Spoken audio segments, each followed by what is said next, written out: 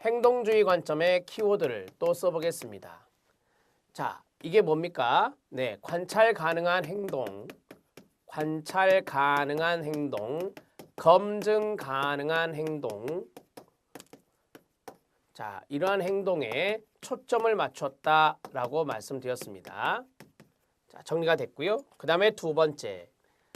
자, 행동주의 관점은 우리가 자극과 반응의 관계, 자극과 반응의 관계를 강조하고 그 다음에 환경의 영향이 중요하죠. 환경의 영향을 중시했다. 그래서 우리가 이것을 환경이 인간의 행동을 결정한다. 환경 결정론이라고도 말합니다. 자, 여기 있는 환경이 바로 외부적인 부분이라서 자극과 연관성이 있는 겁니다. 이렇게 정리하시면 되죠. 그 다음에 이제 행동적 관점은 조건화라고 하는 것을 강조했다라고 했습니다. 조건화를 강조했다. 조건화를 중시했다. 이렇게 정리할 수 있는데, 자, 우리가 이제 학자가 있었잖아요. 다시 쓰겠습니다. 자, 조건화가 강조되었는데 파블로프가 있다. 파블로프죠. 파블로프. 자, 파블로프는 고전적 조건화라고 하고요. 고전적 조건화라고 하고, 자, 그 다음에 손다이크는 도구적 조건화라는 말을 쓰고요. 그 다음에 스키너 같은 경우는 조작적 조건화라는 말을 씁니다. 자, 이런 조건화 형성을 강조했던 것이 행동주의 심리학이다. 이렇게 정리하시고요. 대표적인 학자는 왓슨도 있다라고 말씀드렸죠. 자, 정리가 됐습니다. 세 번째, 생물학적 관점 들어갑니다. 심리학 분야에서 생물학적 관점은 자연과학적인 접근 방법입니다. 생물학이니까 자연과학의 밑줄, 신경생물학적 접근 방법을 말합니다. 신경생물학적 접근 방법의 개념은 인간의 행동과 정신작용을 우리의 두뇌와 신경계 안의 신경세포들 사이에 일어나는 생리학적 과정으로 설명하는 접근 방법을 신경생물학적 접근이라고 말합니다. 생물학적 접근은 관점은 행동을 신체 내부에서 일어나는 정기적 활동, 화학적 활동과 연관시키려고 합니다. 우리의 사고, 꿈, 정신 이미지 등이 중추적인 역할을 하는 뇌에 의해서 이루어진다는 것이 생물학적 관점 심리학자들의 가정입니다. 두뇌가 상당히 중요한 거죠. 중추신경. 자, 그 다음에 생물학적 접근을 취하는 심리학자들은 두뇌에서의 사고, 뇌세포의 활동에 의해서요. 자, 이것과 정신과정 간의 연결을 찾고자 하는 것입니다. 그러니까 우리가 그 생물학적 접근은 두뇌에서의 어떤 사고작용이 있을 거 아니에요. 두뇌에서 인지, 즉 사고작용하고 그다음에 정신과정 이런 것들 간의 연결을 찾아보고자 한다. 생물학적 조망에 대한 설명, 기출문제 확인학습 별표. 행동과 기질적 기능 간의 상호작용에 초점을 맞추고자 한다라고 했습니다. 이 기질적 기능이라는 단어가 있는데요. 그게 두뇌와 연관성이 있거든요. 마음과 몸은 하나의 복잡한 실체의 두 측면이다라고 합니다. 우리가 이제 몸을 신체라고 하잖아요. 마음을 정신이라고 하잖아요. 그래서 신체와 정신은 하나의 복잡한 실체의 두 가지 측면으로 보는 것이 생물학적 조망입니다. 심리적인 스트레스와 신체적인 질병은 서로 영향을 끼친다라고 했습니다. 여기서 중요한 것이 신체적인 질병이 되겠죠. 신체적인 질병이 바로 생물학적으로 우리가 접근해서 알 수 있는 거니까. 관찰 가능한 표현형은 그 사람의 유전인자와 관련된 경험의 산물이다라고 했습니다.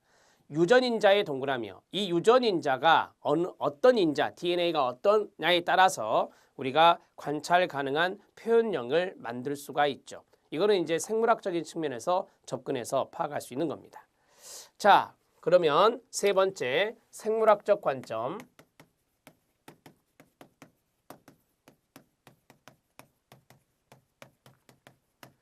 생물학적 관점은 자연과학적인 접근이다. 이렇게 말씀드렸습니다. 자, 생물학적 관점은 신경 생물학적 관점이라고도 합니다. 신경 생물학적 관점이다. 이렇게 말씀드릴 수 있고요. 자, 우리 이제 그 신체에서 두뇌라고 하는 뇌라고 하는 것이 있는데요. 이 뇌라고 하는 것에 이제 사고, 인지와 연관성이 있는 것이 분명히 있을 거다. 그리고 정신적인 부분도 있을 것이다. 정신을 담당하는 뇌 부분이 많이 있잖아요. 그래서 뭐 사고와 이런 정신 간의 관계, 정신 간의 관계 이것도 중요하게 생각하고요. 그 다음에 몸과 마음이라고 했었죠. 시험에 나온 대로 쓸게요. 몸과 마음의 관계 이것도 이제 생물학적으로 파악할 수가 있고요. 그 다음에 행동이라고 하는 것과 그 다음에 기질적 요소라고 나왔는데요. 기질적 요소가 바로 뇌와 연관성이 있습니다. 자, 요소 간의 관계 이런 것들을 또 중요하게 생각하고 그 다음에 유전인자가 있잖아요. 유전인자 DNA가 분석되잖아요. 그러면 DNA에 따라서 어떠한 형태인지 우리가 표현형으로 가능하다 이렇게 정리하시면 돼요. 자, 이 대목이 중요한 거예요. 생물학적인 관점이니까 이렇게 정리를 하시기 바랍니다. 자, 신체적인 질병이 있었죠. 신체적 질병이 있다. 이 신체적 질병이 또 생물학적인 관점으로 쳐다보는 거예요. 이러한 신체적인 질병이 바로 스트레스. 이거는 또 정신적인 부분이잖아요. 스트레스에 영향을 미친다라고 하는 겁니다. 자, 정리가 됐습니다. 이 정도만 정리하시죠. 생물학적 관점이었습니다. 자, 네 번째 현상학적 관점입니다. 현상학적 관점 밑에 이제 기출문제 확인학습에 인간 중심 치료가 나오죠. 인간 중심 치료가 칼 로저스이거든요. 자, 보겠습니다. 1950년대 장폴 샤르트르 등의 철학자가 주창한 실존주의 영향으로 끊어주세요. 인본주의 심리학이 파급됩니다. 우리가 이제 실존주의 하면은 이제 여러 학자들이 있어요. 메이, 프랭클 이런 학자들도 있습니다. 물론 이제 실존주의 상담과 연관성 있는 학자들이죠. 그러나 철학과 연관성 있는 사람은 우리가 이제 샤르트르다 이렇게 보시면 되고요. 주요 심리학자로는 욕구 이론을 주창한 에브라함 메슬로가 있고 인간 중심 심리치료 주창한 칼 로저스가 있습니다. 직관적이며 전체적 인지를 중시한 게슈탈트 심리학 프리츠 펄스 등이 있습니다. 자, 전체적 인지란 말이죠. 전체라는 단어가 게슈탈트라고 말씀을 드린 적이 있습니다. 자, 세 번째 로저스의 현상학적 이론은 프로이드의 정신분석에서 취하는 치료자 중심보다 내담자 중심 치료의 가로 내담자 중심 치료를 강조했고 윌리엄슨의 특성 요인적 상담에서 취하는 지시적 접근보다 끊어요. 비지적 접근의 가로 비지적 접근이 내담자를 돕는데 보다 효과적임을 주장하였습니다. 개인의 주관적 경험을 주관적 경험의 가로 가장 중요한 연구 대상으로 하는데 이 인생을 살아가면서 자기 인식, 경험 및 선택을 통해서 우리 자신을 창조해 나간다는 접근법입니다. 그래서 우리가 충분히 기능하는 사람 이러한 것들의 이제 조건에 창조성이란 게 있어요. 칼 로저스가 말한 건데요. 자, 그 다음에 모든 행동은 어떻게 생각하고 행동한 것인지를 선택하는 개인의 능력에 달려 있다. 자, 그게 이제 아까 말씀드렸던 자기 인식. 그 다음에 두 번째로는 자기의 주관적인 경험 이런 것들입니다. 이러한 선택은 각 개인의 세상을 어떻게 보느냐에 따라 달라진다라고 합니다. 이것들을 이제 현상학적 관점 이렇게 이야기하고 있습니다. 자, 현상학적 관점 먼저 정리를 해볼게요.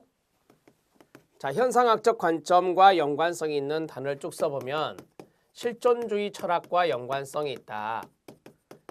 자, 실존주의 철학의 대표적인 학자는 샤르트르다 이렇게 정리했고요. 그 다음에 두 번째 인본주의 심리학과 연관성이 있다. 인본주의 심리학의 대표적인 학자는 아까 말씀드렸죠. 로저스와 메슬로우 이런 학자가 여기에 들어간다 이렇게 정리했습니다. 자, 현상학에서 중요한 것은 주관적인 경험